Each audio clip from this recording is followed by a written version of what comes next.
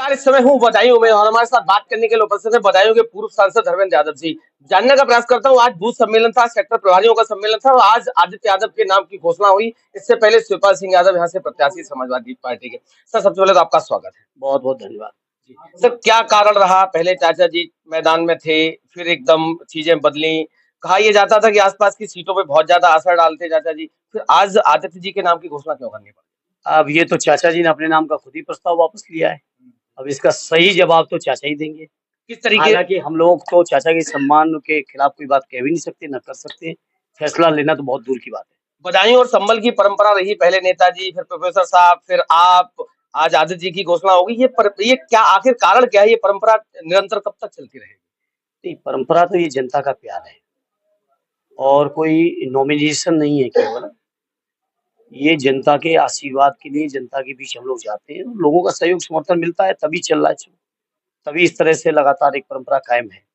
और ये क्षेत्र केवल परंपरा का सवाल ही नहीं है, केवल हमारे परिवार के चुनाव को लड़ने का ही मात्र सवाल नहीं है। इस क्षेत्र का एक एक व्यक्ति सदैव नेताजी के दिलों में बैठा रहा और नेताजी को मानने जानने वाले सब लोग रहे। स्वाभाविक तौर पे नेताजी का नाम लेके, उनका आशीर्वाद लेके जो कोई भी आता गया, उसको यहाँ के लोगों ने सर आंखों बैठाया, चाहे लोकसभा का चुनाव रहा हो, चाहे विधानसभा का चुनाव रहा हो।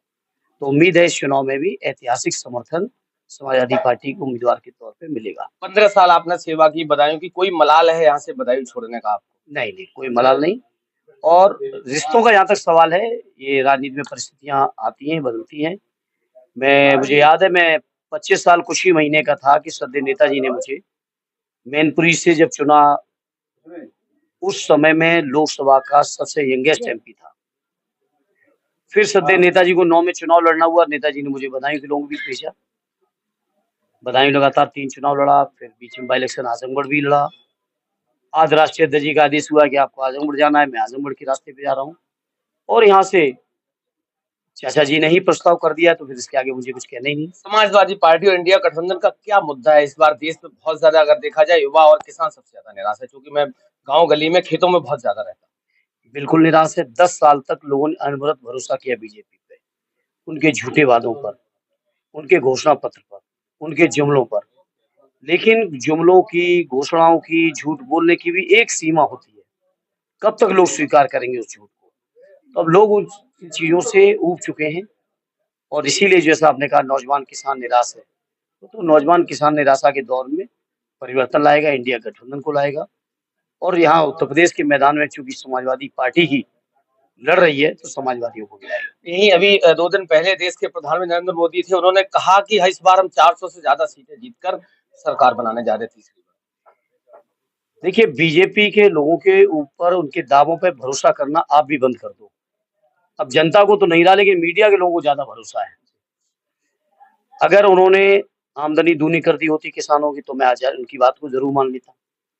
2 करोड़ रोजगार हर साल दिए होते तो मान लेता। महंगाई कम की होती तो मान लेता। उन्होंने कहा था हम देश नहीं बिकने देंगे, देश की सरकार की या जो सार्वजनिक चीजें उन्होंने बढ़ाई होती तो मान लेते। जो चीजें आजादी के पहले से लेके आजादी के 75 साल में लोगों ने जनरेट की थी इसी देश के अंदर, उन सभी चीजों को बेचने का काम बीजेपी के लोगों ने किया है। तो अब बीजेपी के लोग निराश, उदास, हताश हैं, केवल भाषण दे रहे हैं और मीडिया के लोगों के माध्यम से उसका प्रचार कर रहे हैं। क्या अपील करना चाहते हैं आप संभल बदायूं की जनता से? ऐतिहासिक वोटों से समाजवादी पार्टी के दोनों ही उम्मीदवारों को, संभल लोकसभा और बदायूं लोकसभा के उम्मीदवारों को यहाँ से लोग जिताएं, यही मेरी अपील है, यही प्रार्थना है। क्योंकि देश में परिवर्तन की जरूरत है और परिवर्तन नहीं हुआ तो हमारे देश के अंदर जो बाबा साहब ने संविधान बनाया है, उस संविधान खतरे में ही नहीं बल्कि संविधान खत्म कर देंगे। लोकतांत्रिक व्यवस्था जो आज है, हर आदमी को हक मिला हुआ है अपना लीडर चुनने का, अपनी सरकार चुनने का, वो हक हमेशा हमेशा के लिए खत्म कर देंगे बीजेपी के लोग। ये संविधान बचाने का चुनाव है, लोकतंत्र बचाने का चुनाव है और ये तभी बच पाना संभव है जब उत्तर प्रदेश से समाजवादी लोग या इंडिया गठबंधन लोग जीतेंगे। बहुत बहुत धन्यवाद धर्मेंद्र जी, हमारी तरफ से भी आपको आजमगढ़ के लिए बहुत बहुत बधाई, शुभकामनाएं।